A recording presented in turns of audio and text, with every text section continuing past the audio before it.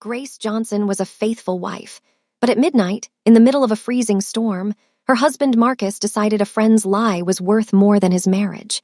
He didn't care about the rain, and he certainly didn't care about the 7-month-old life growing inside her. He locked the gate and left her with nothing but the clothes on her back. For months, Grace survived in the hollow shell of an uncompleted building, eating the cold leftovers of the rich. She took a job as a cleaner at the Crown, the city's most elite restaurant, hiding her pregnancy behind a gray cardigan and a bowed head. But tonight, the balance of power is about to shift. Min-ho Lee, a man whose name makes the city tremble, has just walked in. He's about to witness a cruelty he cannot ignore, and Grace is about to find out that when a husband fails to protect, a mafia boss is ready to take over. Welcome back to the channel, everyone. Today we're diving into a story that proves the people who are supposed to protect us can sometimes be our biggest villains, and the person who saves us might be the one we least expect. We're talking about Grace, a woman whose life changed at the stroke of midnight. If you believe that karma always finds its way home, make sure you're subscribed. And before we start, tell us, where are you watching from today? Are you in the US, South Africa, or maybe London? We love seeing how far our stories travel. Now let's dive into the story. The sky over the suburbs was a bruised, heavy purple, bloated with a storm that had been threatening to break since sundown. Inside the small, tidy house on Willow Lane, the air was even more suffocating. Grace Johnson stood in the center of the living room, her hands instinctively cradling the prominent swell of her 7-month pregnancy. Her heart hammered against her ribs like a trapped bird. Across from her stood Marcus, the man who had promised to cherish her until his last breath, but whose eyes now held nothing but a cold, jagged edge of hatred.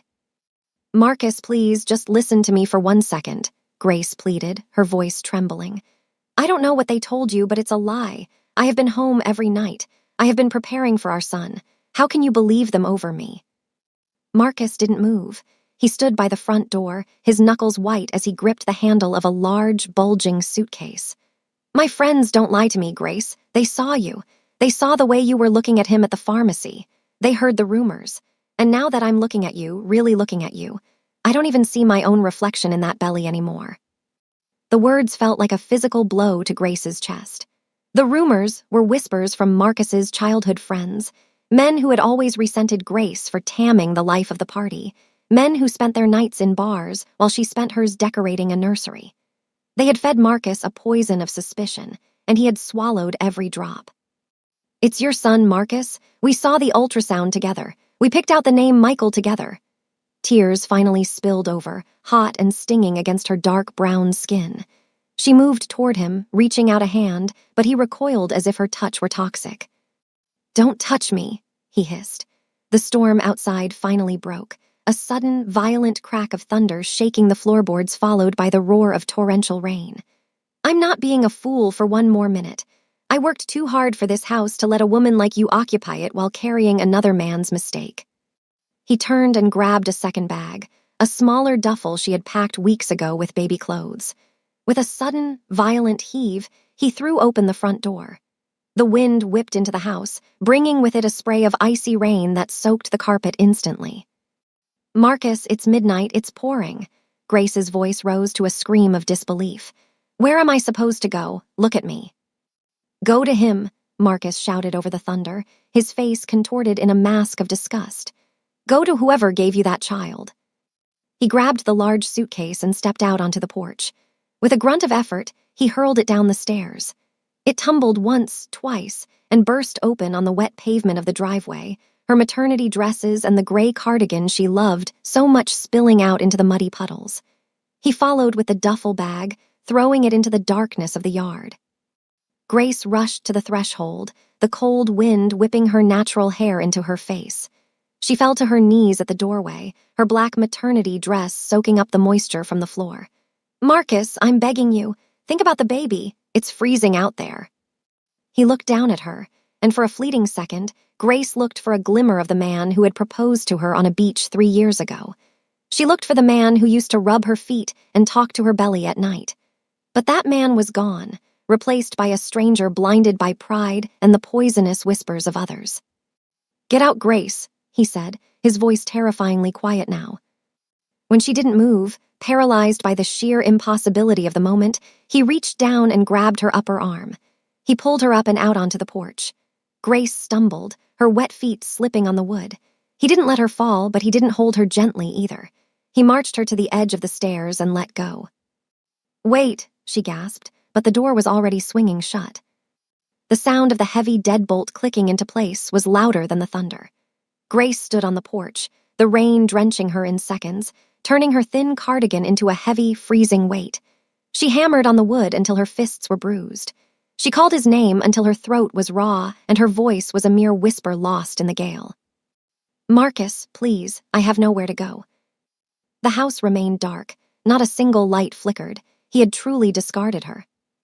Grace turned toward the driveway, her vision blurred by tears and the lashing rain. She saw her belongings scattered in the dirt. The bright yellow onesies she had bought just yesterday now stained with mud, her ultrasound photos likely dissolving in the bottom of the burst suitcase. She waddled down the stairs, every movement a struggle with the weight of the baby and the slickness of the ground. She knelt in the mud, trying to shove her soaked clothes back into the bag with shaking hands. The cold was beginning to settle into her bones, a deep, aching chill that made her teeth chatter uncontrollably. She looked up at the street. It was empty. The neighbors' lights were off.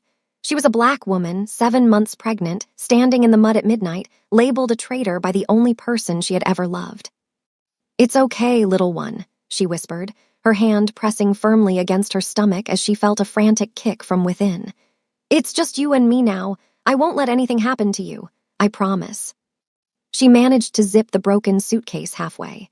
Dragging the heavy, waterlogged mass behind her, she began to walk. She didn't have a car. Marcus had taken the keys. She didn't have a phone. He had smashed it on the kitchen counter an hour ago. All she had was the road ahead and the flickering hope that somewhere in this heartless night, there was a place where she wouldn't be a target of lies. As she disappeared into the shadows of the storm, leaving the only home she knew behind, Grace Johnson didn't know that miles away. In a penthouse that touched the clouds, a man named Min-Ho Lee was looking out at the same rain, unaware that the woman who would change his life was currently walking toward her darkest hour. Grace stumbled, her cardigan snagging on a low-hanging branch as she left the neighborhood. She didn't look back. She couldn't. If she looked back, she might lose the will to take the next step, and for the child heartbeat against her own, she had to keep moving, even if it was into the ruins of the city, even if it was into the unknown. The storm did not let up as Grace dragged her waterlogged suitcase through the outskirts of the city. Every step was a battle against the weight of her body and the treacherous, slick pavement. Her breath came in ragged, shallow gasps, coming out as white mist in the freezing midnight air.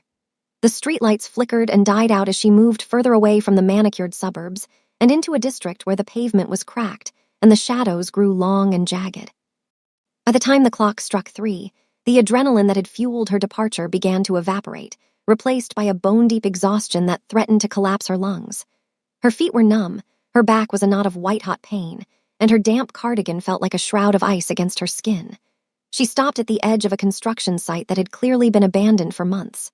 A skeleton of a building rose up against the dark sky, 4 stories of raw concrete, exposed rebar, and empty window sockets that looked like hollow eyes. With no other choice and the rain turning into a biting sleet, Grace hauled her broken suitcase over a low, rusted perimeter fence. She found a corner on the ground floor, tucked behind a thick concrete pillar that offered a meager shield against the wind. The floor was a bed of gray dust and gravel, but to Grace, it was a sanctuary. She collapsed onto her knees, her hands shaking so violently she could barely unzip her bag. She pulled out a handful of soaked baby clothes, tiny shirts and socks she had washed with such love just days ago, and laid them out on a dry patch of concrete, though she knew they wouldn't dry in this damp tomb. Finally, she found her thickest sweater, still slightly dry in the center of the bag, and wrapped it tightly around her protruding belly. "I'm so sorry," she whispered into the darkness, her voice cracking as she leaned her head against the cold stone pillar. "I'm so sorry you have to be here, little one."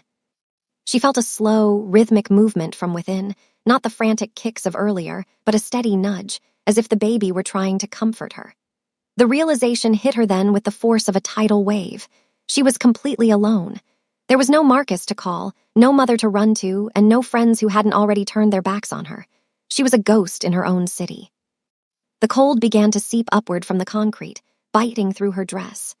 To stay warm, she began to arrange her wet clothes into a makeshift nest, layering them to create a barrier between her body and the frozen floor. She curled onto her side, her knees tucked toward her chest as much as her pregnancy would allow, clutching the gray cardigan to her neck. Sleep was impossible, but a heavy, feverish trance took over. In the silence of the concrete shell, every sound was magnified: the drip of rainwater from the floor above, the distant howl of a siren, the scuttle of a stray cat in the debris. She closed her eyes and pictured the nursery she had painted a soft, sky blue. She thought of the crib Marcus had assembled just last week, the same hands that had built it being the ones that threw her into the mud. He was wrong, she muttered, her jaw set in a sudden, fierce line. He was so wrong. As the first gray light of dawn began to bleed through the empty window frames, the rain finally subsided into a miserable drizzle. Grace sat up, her joints popping with a sound like dry twigs snapping. She was covered in gray dust, her hair was matted with dried rainwater, and her eyes were rimmed with red. But as she looked down at her hands, she saw they had stopped shaking. She reached into the bottom of her bag and found a small, crumpled ultrasound photo that had somehow survived the night. The image was blurred, but the shape of a spine and a tiny head were visible. She pressed the photo to her lips, then tucked it safely into the pocket of her cardigan, right against her heart. "They want us to disappear," she whispered to the empty, gray room. "They want us to give up and fade away so they don't have to look at the truth, but we aren't going anywhere." She stood up slowly, using the concrete pillar for support, her muscles screaming in protest. She looked out at the city skyline, where the sun was struggling to pierce through the heavy clouds. Somewhere out there was a way to survive. She didn't need a house with a white picket fence or a husband who listened to the whispers of cowards. She only needed a foothold. "I promise you," she said, her voice gaining a newfound strength that echoed off the raw concrete walls. "You will not be born in the dark. You will not be born in the cold. I will find a way. We are going to survive this, Michael. I will make sure of it." Grace Johnson began to pack her ruined belongings, not with the desperation of a victim, but with the methodical focus of a woman going to war. She would find work. She would find food. And one day, she would look back at this concrete shell not as her end, but as the place where she became unbreakable. Dragging her suitcase behind her, she stepped out of the shadows and back into the world, a queen in a tattered cardigan, ready to claim her life back. The transition from the cold, skeletal embrace of the unfinished building to the suffocating heat of the kitchen at the Crown was a journey between two different worlds. Every morning, before the sun had fully claimed the sky, Grace arrived at the service entrance of the city's most prestigious restaurant. She walked with a slow, rhythmic gait, her hand never far from the small of her back as she navigated the sharp, biting pain that came with 7.5 months of pregnancy and a floor made of concrete dust. The restaurant manager, a man whose kindness was as thin as his mustache but sufficient enough to keep him from asking questions, had hired her on the spot when she appeared at his door 3 weeks prior. He didn't ask for an ID, and she didn't ask for a fair wage. They both understood the unspoken contract of the desperate. She was the woman who cleaned the things no one else wanted to touch.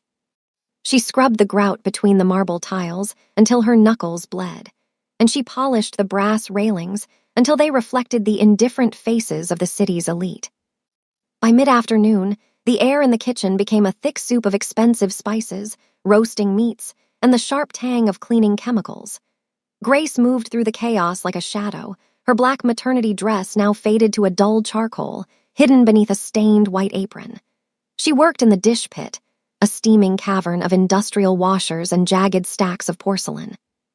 Her task was to clear the plates that came back from the dining room, plates that carried more wealth in their porcelain curves than she had in her entire life. It was during the late-night shifts that the true test of her pride occurred. As the waiters in their crisp uniforms hurried past, tossing half-eaten delicacies onto the stainless steel counters, Grace's stomach would let out a low, hollow growl that felt like a physical ache. She would watch as prime rib, barely touched, was scraped toward the trash bin, and artisanal bread rolls were discarded because they had grown slightly cold. "Don't let that go to waste," she whispered to herself one evening, her eyes darting toward the security camera in the corner. When the kitchen staff took their smoke breaks, Grace found her moments. With practiced, silent movements, She would intercept a plate of truffle-infused pasta or a portion of roasted chicken before it hit the refuse pile. She didn't eat them there in the light. Instead, she had a small, plastic container hidden behind the industrial detergent buckets. She would carefully pack the remnants, a piece of steak here, a handful of asparagus there, and tuck the container into the deep pocket of her gray cardigan. This was her leftover feast. It was the fuel that kept Michael's heart beating. It was the salt and the protein that kept her legs from giving out while she scrubbed the floors of the billionaires. At the end of her 12-hour shift, Grace would walk back to the uncompleted building, the weight of the plastic container against her hip feeling like a treasure. The walk was longer now, her ankles swollen to twice their size, but the thought of the meal kept her moving. Back in her concrete sanctuary, lit only by a single battery-powered lantern she had found in a dumpster, Grace would sit in her nest of damp clothes and open the container. The food was cold. The flavors mingled together in a confusing mash of luxury and desperation, but she ate with a focus that was almost holy.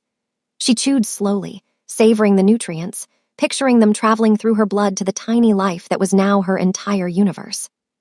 "Today we had duck, Michael," she would whisper into the dark, her voice raspy from the cleaning fumes.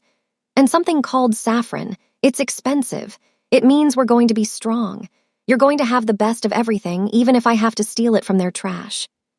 One night, as she sat eating a piece of artisan sourdough, a tear escaped and fell onto the bread. It wasn't a tear of sadness. She had cried all those out on the night Marcus threw her out. It was a tear of pure, iron-willed resolve. She looked at her hands, wrinkled and white from the dishwater, and then at her belly, which was hard and round beneath the cardigan. She was no longer the woman who pleaded for Marcus to believe her. She was a provider.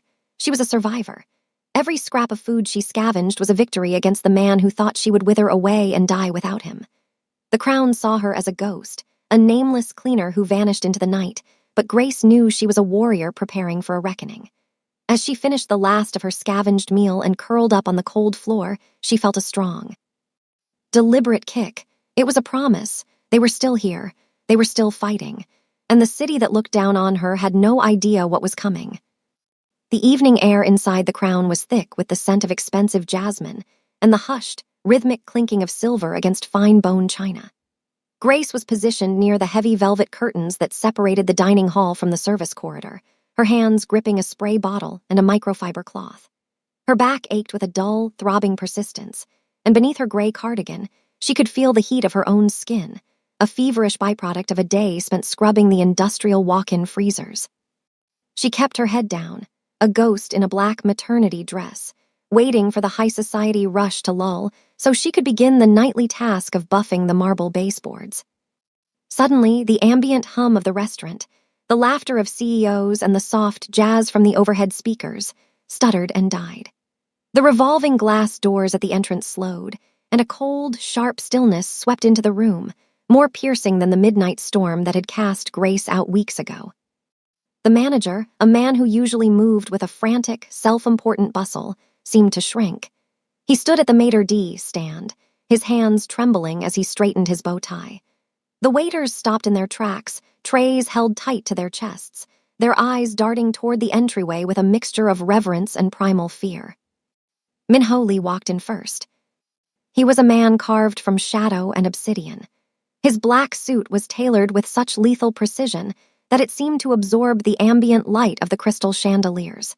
He didn't walk so much as he reclaimed the space around him, each step measured and heavy with an invisible authority. His hair was slicked back, revealing a face that was a study in controlled intensity, high cheekbones, a jawline like a blade, and eyes that moved over the room not with curiosity, but with the cold, calculating gaze of a predator who already owned the forest. This was the man the tabloids whispered about, the power behind the city's most silent and deadly empires. But beside him, clinging to his arm like a decorative but jagged piece of glass, was his wife, Chloe. If Min-Ho was the storm, Chloe was the lightning, brief, bright, and destructive. She was draped in silk the color of dried blood, her neck adorned with diamonds that looked heavy enough to choke a lesser woman. Her face was a mask of porcelain perfection, but her lips were curled in a permanent sneer of boredom and disdain. She didn't look at the restaurant, she looked down at it. "The air in here is stagnant, Min-Ho," she remarked, her voice cutting through the silence like a whip. She pulled a silk handkerchief from her clutch and pressed it daintily to her nose. I told you we should have flown to Paris for dinner. This city is becoming dusty. The manager practically threw himself toward them. Mr. Lee, such an unexpected honor. Your table, the private alcove, is waiting. We've prepared the vintage krug as you requested. Minho didn't speak. He merely gave a slight, imperceptible nod, his eyes scanning the room one last time before landing briefly on the service corridor. For a split second, Grace felt his gaze pass over her. It wasn't the dismissive look she received from the other patrons. It was a heavy, piercing observation that made her heart skip a beat. She instinctively pulled her cardigan tighter over her belly, retreating further into the shadows of the velvet curtains. Make sure the help stays out of my sight, Chloe snapped, her eyes landing on a waiter who had moved slightly too close. I find it impossible to digest when I'm surrounded by people who smell of labor. As the couple began their procession toward the private alcove, the restaurant slowly began to breathe again, but the atmosphere had shifted irrevocably. The lightheartedness was gone, replaced by a tense, electric vibration. Grace watched them move, the powerful man and the cruel woman. She felt a familiar pang of injustice in her chest, a memory of Marcus's voice calling her a mistake, but it was suppressed by the sheer, crushing presence of Minho Lee. She turned back to her work, kneeling painfully on the cold marble to scrub at a smudge she had missed. She was a cleaner, and they were the gods of the city. Their worlds were never meant to touch. She didn't know that the stillness brought by Minho Lee wasn't just fear, it was the quiet before a revolution. She didn't know that within the hour, the dust, Chloe so despised, would become the only thing Minho Lee cared to protect, and the silk-clad woman at his side would find herself discarded in a way Grace knew all too well. Grace dipped her cloth into the bucket, her reflection in the shiny floor looking tired and small. Above her, the elite continued their feast, unaware that the most powerful man in the room was already losing his appetite for the life he had built, and gaining one for the truth hidden in the shadows. The shift in the room was subtle at first, a ripple of unease that traveled from the kitchen doors to the most expensive booths. Grace was working near the perimeter of the private alcove, her movements mechanical and weary. The bucket of gray, soapy water felt heavier than usual, and her lower back pulsed with a sharp, rhythmic heat that made every dip of her cloth an exercise in willpower. She didn't look up as the elite whispered, but she could feel the presence of Minho Lee like a cold front pressing against her skin. He sat in the center of the alcove, a silent titan, barely touching his wine while Chloe, draped in her blood-red silk, toyed with a pearl necklace that likely cost more than the house Grace had been kicked out of. Chloe was restless. Her boredom was a tangible thing, a sharp-edged weapon looking for a target. The service here has become sluggish, Minho, Chloe sighed, her voice loud enough to make a nearby waiter flinch. It feels heavy, low class. Grace kept her head down, moving her rag across the marble baseboard. She was 5 feet away, a shadow in a cardigan. She needed to finish this corner and retreat to the dish pit before her legs gave out.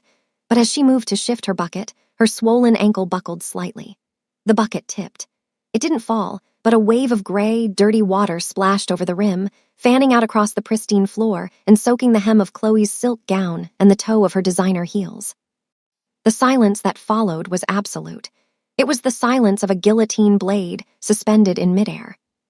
Grace gasped, her hand flying to her mouth.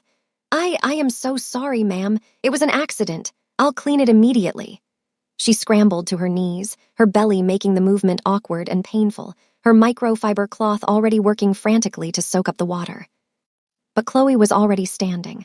Her face wasn't just angry, it was transformed by a hideous, gleaming delight.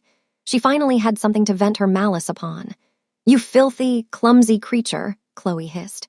Her voice carried to every corner of the silent restaurant. Do you have any idea what this dress costs? Do you have any idea who you just touched with your filth? Grace didn't look up, her heart hammering against her ribs. I'm sorry, ma'am. Please, it was a slip. A slip? You're an eyesore, Chloe spat. Before anyone could breathe, Chloe leaned down and delivered a sharp, stinging slap across Grace's face.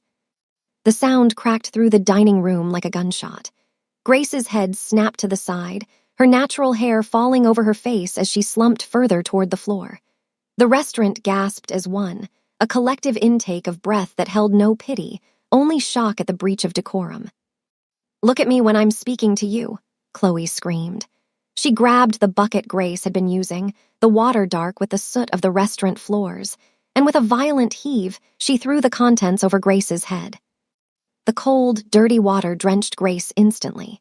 It soaked through her gray cardigan, weighed down her black maternity dress, and ran in muddy streaks down her dark brown skin. Grace sat in the middle of the floor, shivering, her hands instinctively shielding her stomach, her eyes wide and brimming with tears that refused to fall in front of these monsters. Chloe turned to the manager, who was white-faced and trembling. "Sack her, now, and ensure she leaves with nothing. This place is a pigsty if you allow pregnant strays to roam the floors." Throughout the entire ordeal, Min-ho Lee had not moved. He sat perfectly still, his glass of wine halfway to his lips. But as Grace finally looked up, her eyes met his. In that look, Min-ho didn't see a clumsy servant.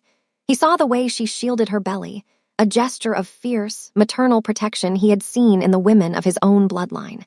He saw the exhaustion in her face, the evidence of a woman who had been pushed to the edge of the world and refused to jump. But most of all, he saw the false claim. He saw the eyes of a woman who had been lied about, discarded, and humiliated, yet still carried a spark of silent, unbreakable dignity. He saw the echoes of every betrayal he had ever navigated in the underworld, and he recognized the truth in her. Min-ho slowly set his glass down. The clink of the crystal against the table sounded like a death knell. He didn't look at his wife. He looked at Grace, his dark eyes narrowing as he took in the wet cardigan and the bruised cheek. "Min-ho, darling, tell them," Chloe said, her voice turning sweet and poisonous as she reached for his arm. "Tell them to throw her out into the street where she belongs." Min-ho Lee stood up. He was a head taller than everyone else, a dark pillar of absolute authority. He reached out and brushed Chloe's hand off his sleeve as if it were an insect. He didn't look at his wife, he looked at the manager. "Is there a private room in the back?" Min-ho asked. His voice was a low, vibrating growl that made the manager's knees buckle. "Why, yes, Mr. Lee, the office." "Take her there," Min-ho commanded, gesturing toward Grace. "Bring towels, bring a doctor, and bring a chair that is comfortable enough for a queen." Chloe's jaw dropped. "Min-ho, what are you doing? She ruined my dress. She's a nobody." Min-ho finally turned his gaze to his wife. It was a look so cold, so devoid of affection, that Chloe actually took a step back. "You have spent 5 years ruining my name with your cruelty, Chloe. You have mistaken my silence for agreement." He leaned in closer, his voice a lethal whisper.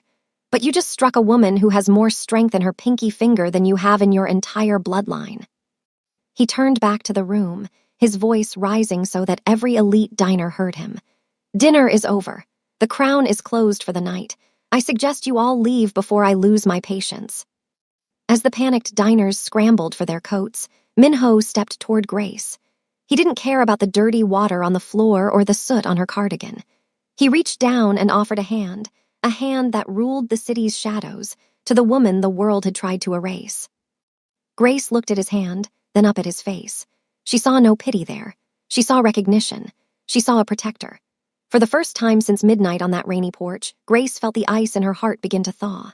She reached out and took his hand, and as he pulled her up, the false claim that had haunted her began to wither.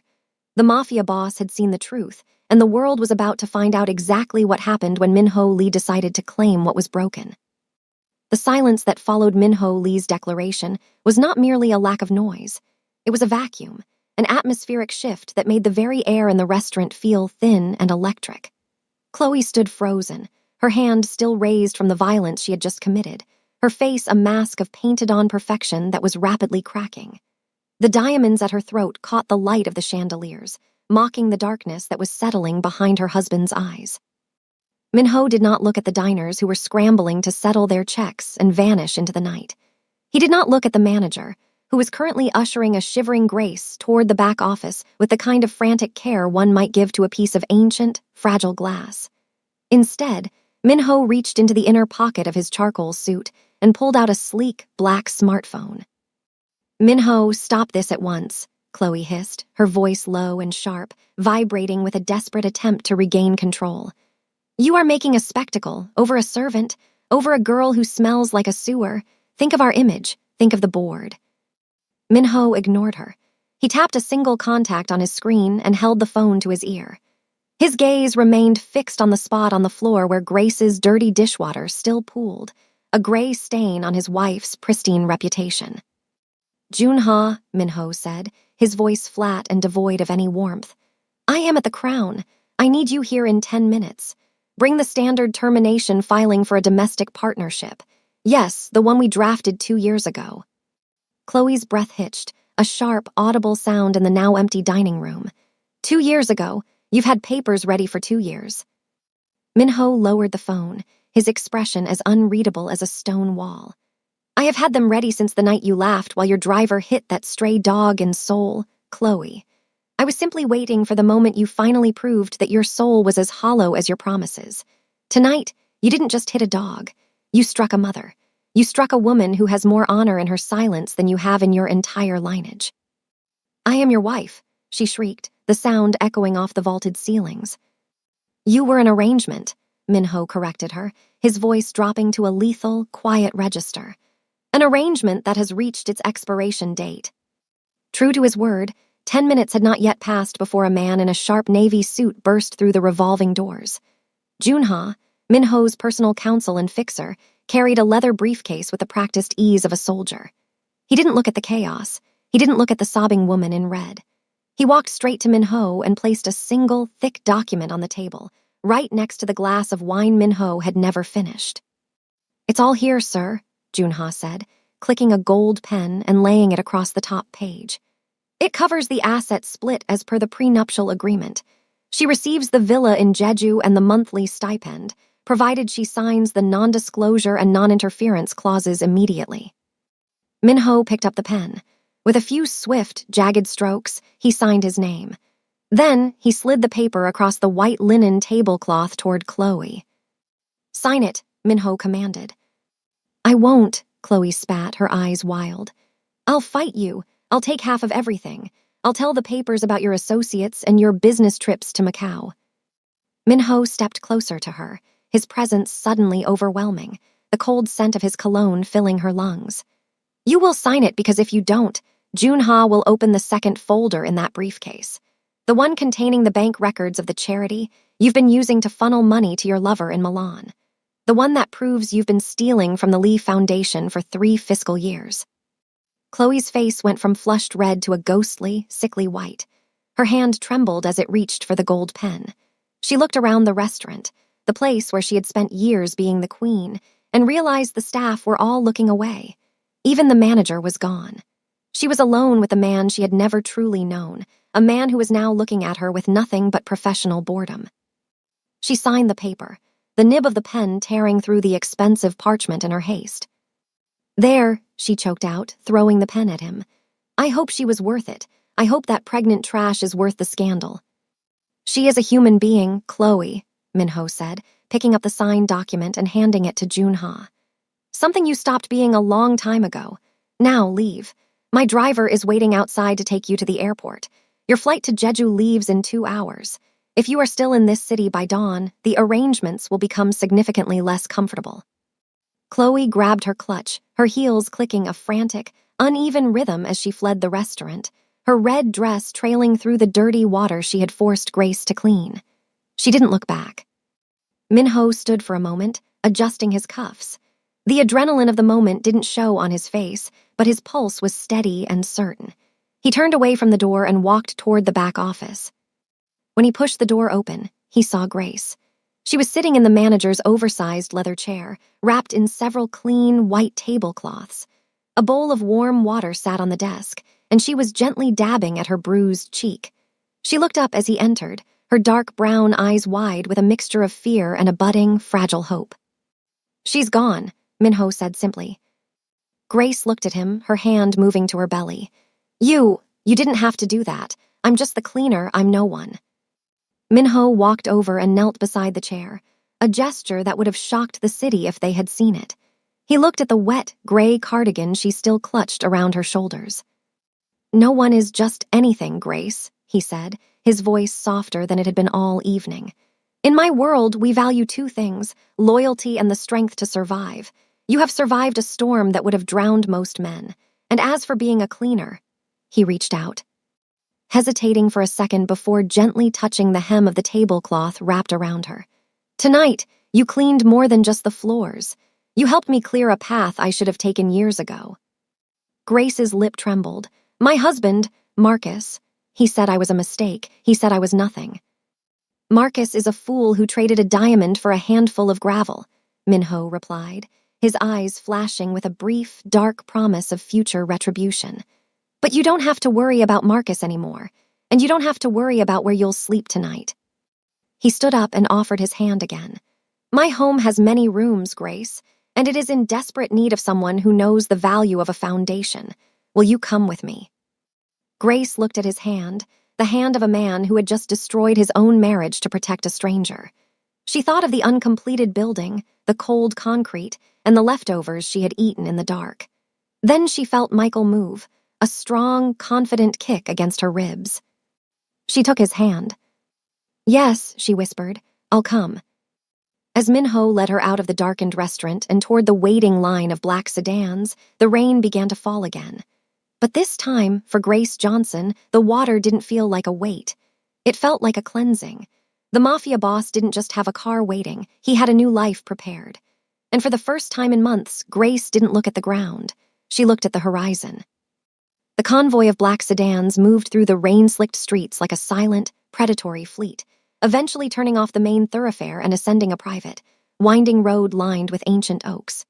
At the summit sat the Lee estate, a monolithic structure of glass, dark stone, and iron that seemed to command the very air around it. As the car came to a smooth halt beneath a grand portico, Minho did not wait for his security detail. He stepped out into the damp air and personally opened the door for Grace, offering a steadying hand as she navigated the transition from the leather interior to the polished granite of the driveway. The interior of the mansion was a stark contrast to the hollow, concrete shell Grace had called home for weeks. The air was warm and scented with sandalwood and fresh lilies, and the light from the recessed fixtures cast a soft, golden glow over a vast foyer filled with contemporary art and minimalist elegance. Grace felt a sudden, sharp pang of self-consciousness as her wet, gray cardigan dripped onto the white marble floor, the hem of her black maternity dress stained with the soot of the restaurant. "Don't look at the floor, Grace," Minho said, his voice a low, reassuring vibration beside her. "The house is just stone and glass. You are the only thing in it that matters tonight." He gestured to a woman standing near the base of a floating staircase, a stern but kind-faced woman in a crisp charcoal uniform. "This is Mrs. Han. She has been with my family for 30 years. She will see to everything you need." "Welcome home, Ms. Johnson," Mrs. Han said, her voice carrying a soft, maternal warmth that nearly broke the last of Grace's composure. "If you will follow me, the medical team is already upstairs." Grace was led to a suite that felt larger than the entire house she had shared with Marcus. The walls were upholstered in silk, and a fire crackled in a hearth carved from a single block of obsidian. In the center of the room, 2 women in white medical tunics stood waiting. They were part of Minho's private staff, doctors who usually tended to the discreet needs of his organization, now repurposed for the most delicate mission of their careers. The next hour was a blur of sensory restoration. Grace was led into a bathroom that felt more like a sanctuary, where a deep soaking tub had been filled with water at a precise, therapeutic temperature. Mrs. Han assisted her with a tenderness Grace hadn't experienced since childhood, helping her peel away the wet, heavy layers of her discarded life. As the warmth of the water hit her skin, Grace let out a sob, not of pain, but of the sheer, overwhelming shock of being cared for. The grime of the construction site, the smell of industrial dish soap, and the chill of the midnight rain were washed away by oils that smelled of lavender and honey. Once she was dried and wrapped in a robe made of silk so thick it felt like a protective weight, the medical team took over. They worked with quiet, professional efficiency, checking her vitals and performing a portable ultrasound with equipment that looked far more advanced than anything Grace had seen at the public clinic. "The baby's heart rate is strong, Ms. Johnson," the lead doctor said, a small smile breaking her professional mask as the rhythmic thump-thump-thump filled the room. "He's a fighter. He's slightly underweight, but with the nutrition plan we've prepared, he'll catch up in no time. You, however, are suffering from extreme exhaustion and mild dehydration. We've added a vitamin infusion to your IV. Grace lay back against the pillows of a bed that felt like a cloud, her hand resting on the cool gel on her stomach. For the first time in months, the tightness in her chest, the constant, gnawing fear of what if, began to unravel. As the doctors finished, a silver tray was brought in. It wasn't the cold, scavenged leftovers from a plastic container. It was a bowl of steaming abalone porridge, delicate poached salmon, and vibrant greens. Grace ate slowly, her hands no longer shaking. Each bite felt like a brick being laid in a new foundation. Minho appeared in the doorway just as she was finishing. He had changed into a soft cashmere sweater, his sharp, predatory edge softened by the domestic setting, though the authority still clung to him like a second skin. He stood at the foot of the bed, his dark eyes taking in the transformation, the way her dark brown skin now glowed in the firelight, and the way the tension had finally left her shoulders. "The doctors tell me Michael is doing well," he said, using the name she had whispered in the restaurant. "He is," Grace replied, her voice soft but steady. She looked around the room, then back at the man who had quite literally pulled her from the ashes. "Why are you doing this, Minho? You don't even know me. You've risked your reputation, your marriage, everything." Minho walked to the window, looking out at the dark expanse of his estate. "In my world, Grace, people believe that power is about what you can take. They think it's about who you can crush. But I have spent my life surrounded by people like Marcus and Chloe, people who use their status to hide their cowardice. When I saw you on that floor, protecting your child while a woman with every advantage in the world tried to break you, I saw real power. I saw something I haven't seen in a very long time." He turned back to her, his expression solemn. "I didn't do this for charity. I did it because I want that kind of strength in my house. I want a reason to look in the mirror and see someone other than a man who rules through fear." He walked over and placed a hand briefly over hers on the silk duvet. It was the touch of a protector, a silent vow that the doors of this mansion were now a barrier between her and every lie Marcus Johnson had ever told. "Sleep now, Grace," he whispered. "The medical team is in the next room. Mrs. Han is outside the door, and I am downstairs. You are safe. The world can wait until tomorrow." As Minho dimmed the lights and exited, Grace watched the shadows of the fire dance on the ceiling. She felt Michael kick, a strong, rhythmic thump that seemed to echo the beating heart of the house. She wasn't a ghost anymore. She wasn't a cleaner. She was a guest of the most powerful man in the city, and as she drifted into the first deep, dreamless sleep she had known in months, she knew that the false claim was finally dead. The rise of Grace Johnson had begun. The morning light filtered through the tall, arched windows of the breakfast nook, casting long, soft shadows across the table. Grace sat enveloped in a robe of cream-colored cashmere, her dark brown skin glowing with a health that had been absent for months. Before her sat a spread of fresh fruit, warm bread, and nutrient-rich juices, but her appetite was secondary to the presence of the man sitting across from her. Minho Lee was dressed in a simple black silk shirt, his sharp features relaxed as he scanned a set of documents, yet the air of coiled power never truly left him. "You look different today, Grace," Minho said, setting his papers aside. He poured a cup of tea with a steady hand, the steam rising between them like a veil. "The shadows under your eyes are finally beginning to fade." Grace looked down at her tea, her fingers tracing the delicate gold rim of the porcelain cup. "It's the first time I haven't woken up wondering if the rain would come through the roof," she whispered. She looked up, her gaze searching his. "But the silence is strange. I'm waiting for the other shoe to drop. I'm waiting for someone to tell me I don't belong here." Minho's expression didn't flicker. "In this house, my word is the only one that matters, and I say you belong. But for you to truly be at peace, I need to understand the storm that drove you here. I know what my wife did, but I want to know about the man who failed you first. I want to know about Marcus Johnson." At the mention of the name, Grace's posture stiffened. The phantom chill of that midnight porch seemed to return for a fleeting second. She took a slow, grounding breath, her hand moving to the swell of her belly where Michael was quiet, as if listening. "Marcus wasn't always a monster," Grace began, her voice low and distant. "When we met, he was the man who promised me the world. We were building a life, but he was weak, Minho. He surrounded himself with men who peaked in high school, friends who saw my pregnancy not as a blessing, but as a leash that took their drinking buddy away. They started whispers, small things at first, lies about where I was during the day, who I was talking to at the market. Minho leaned back, his dark eyes narrowing. He was a man who lived and breathed in the world of information. He knew how easily a well-placed lie could topple an empire.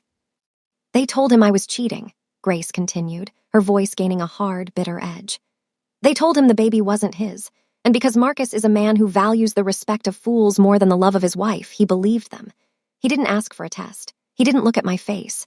He just waited until the middle of a storm at midnight and threw me out like I was nothing but trash he'd forgotten to set on the curb. He smashed my phone so I couldn't call for help. He took my keys. He left me in the mud. Minho remained silent, but the temperature in the room seemed to drop several degrees. His fingers tapped a slow, rhythmic beat against the mahogany table, a sign, to those who knew him, that he was calculating a debt. He called me a mistake, Grace whispered, her eyes brimming with the remnants of that old pain. He told me to go to whoever gave me the child. He chose a lie over his own flesh and blood because he was too proud to be seen as a fool by his friends. Minho stood up slowly, walking to the window that overlooked the sprawling estate. He stood with his back to her, his silhouette sharp against the morning sky. There are many types of sins in my world, Grace. I deal in violence, in secrets, and in power.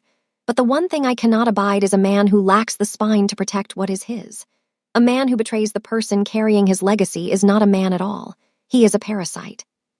He turned back to her, his face a mask of cold, lethal clarity. He didn't just hurt you, Grace. He insulted the very idea of family. In my culture and in my business, that is a debt that must be settled with interest. I don't want more violence, Minho, Grace said, her voice trembling slightly. I just want to be safe. You are safe, Minho replied, stepping closer until he was standing directly beside her. He reached out, his hand hovering near hers before he settled it firmly on the table. But safety is not enough. Justice is the only thing that ensures the past stays in the past. Marcus Johnson thinks he has won. He thinks he has discarded a burden and kept his pride intact.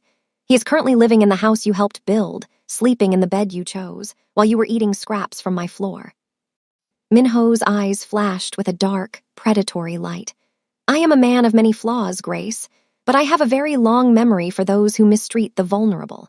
Marcus has a debt of justice to pay to you and to the son he disowned. What are you going to do? Grace asked, her heart racing. Minho offered a small, chilling smile that didn't reach his eyes.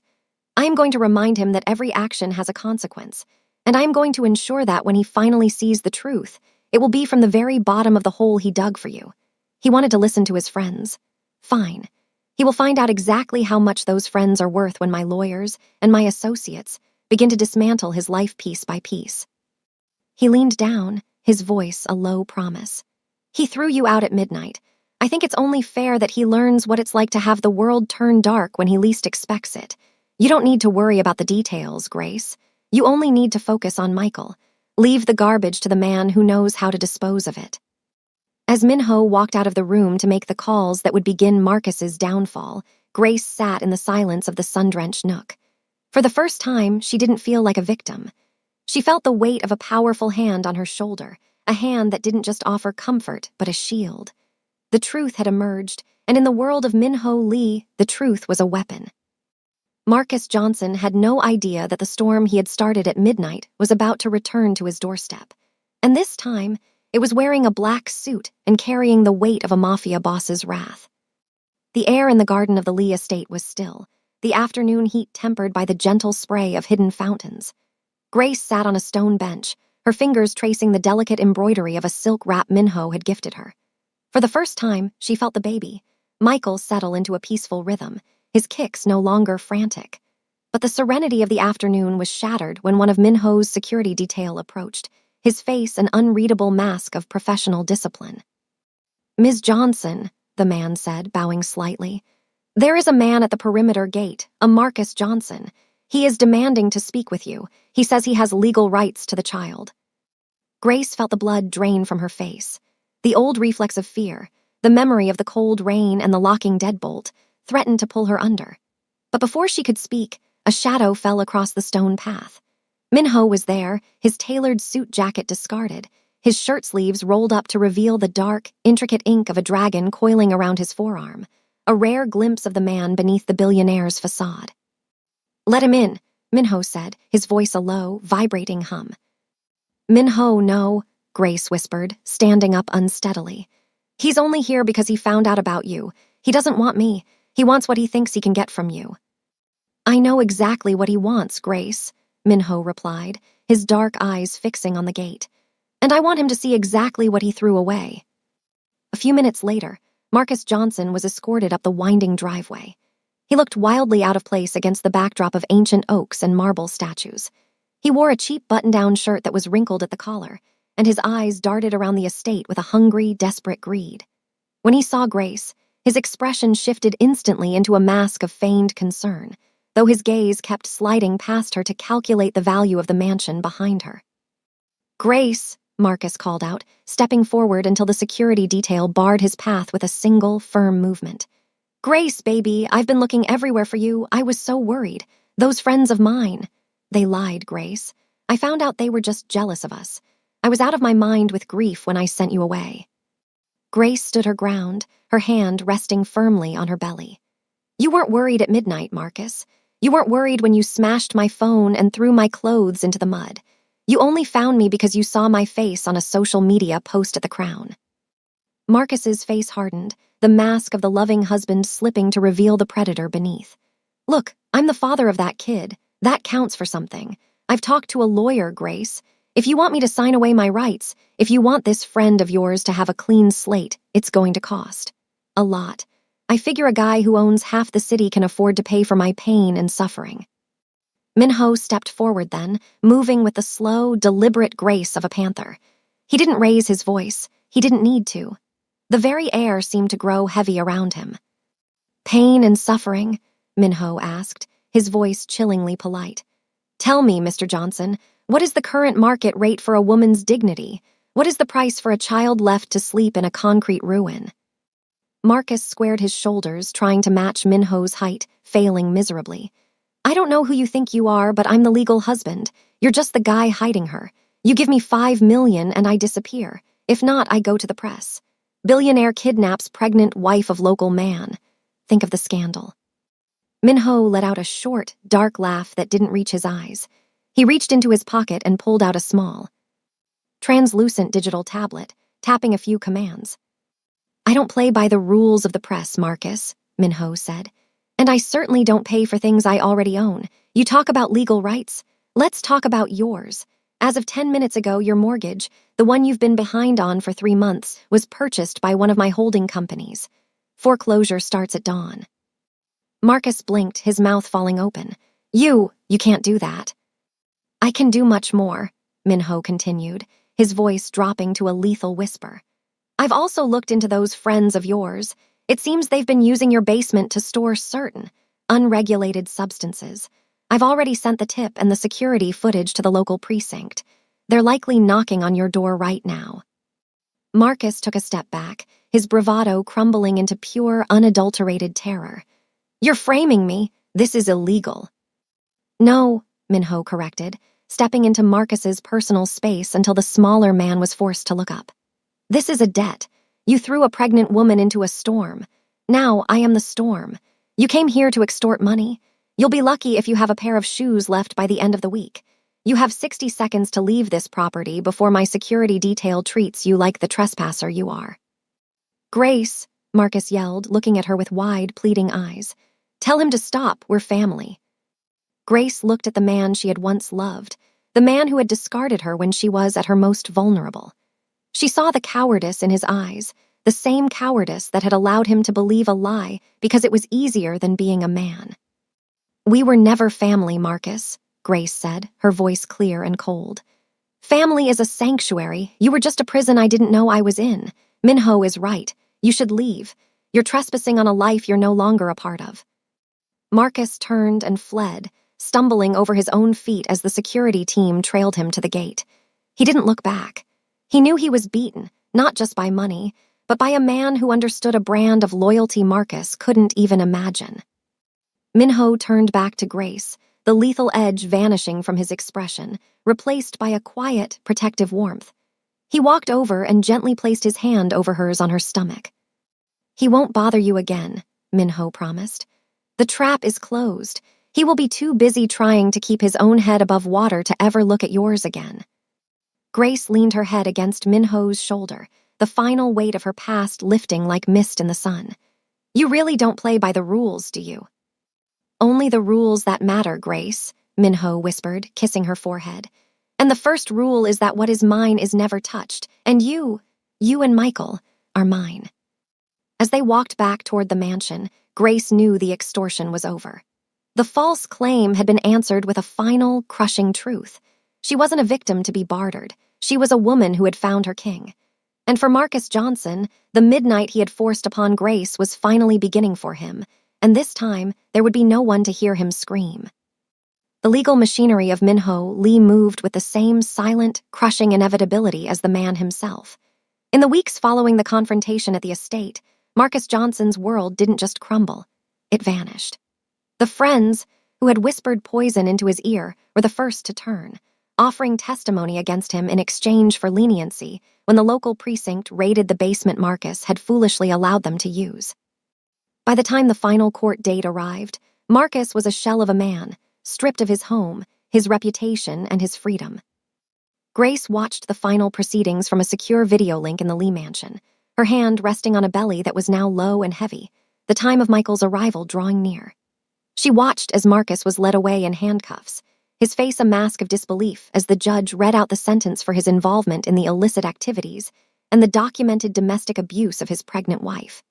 There was no joy in her heart as the heavy doors closed behind him, only a profound, quiet relief. The storm that had started at midnight was finally over, and the man who had tried to drown her was now submerged in a sea of his own making. 3 days later, the quiet of the Lee estate was broken by the sharp, urgent cry of a newborn. The birth took place in the mansion's private medical wing, under the watchful eyes of the same elite team that had nursed Grace back to health. Minho did not pace the hallways like a stranger. He stood by the door, his presence a silent anchor in the room as Grace navigated the final, grueling hours of labor. When the doctor finally held up a beautiful, dark-skinned boy with a head of thick, curly hair, the atmosphere in the room shifted from clinical intensity to a hallowed, breathless awe. "He's here, Grace," Minho whispered, stepping to her side. His voice, usually so cold and commanding, was thick with an emotion he had spent a lifetime suppressing. Mrs. hand cleaned the infant and wrapped him in a blanket of the finest white cashmere before placing him into Grace's trembling arms. Grace looked down at her son, at Michael, and felt a love so fierce it physically ached. He was perfect. He was the survivor of the construction site, the leftover feasts, and the midnight rain. "Look at him, Minho," Grace breathed, her eyes brimming with tears of pure, unadulterated triumph. "He's whole. He's safe." Minho reached out, his large, calloused hand looking gargantuan against the infant's tiny form. He hesitated for a heartbeat, a man who had handled weapons and led empires unsure of how to touch something so fragile. Then, with a tenderness that brought a fresh wave of tears to Grace's eyes, he brushed his thumb against Michael's cheek. "May I?" Minho asked. Grace nodded, sliding the bundle into his arms. As Minho Lee held the child, the transformation was complete. The Mafia boss, a man who had once believed that his perfect life was defined by the fear he inspired and the wealth he accumulated, realized he had been living in a desert.